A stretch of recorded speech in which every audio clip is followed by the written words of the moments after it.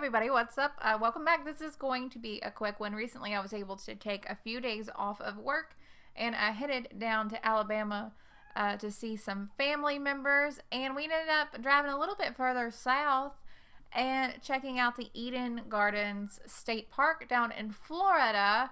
So I thought I would take my camera and show you guys a couple of quick pretty things that I saw around. This is just going to be a real quick one.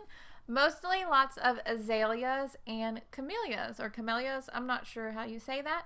Maybe one of these days we can find some cold-hardy camellias, and plant some in our own garden. A lot of these were super beautiful, so I wanted to quickly share with you guys. I hope that you're having an amazing day. I hope your garden is growing great, and I'll talk to y'all later. Bye, guys.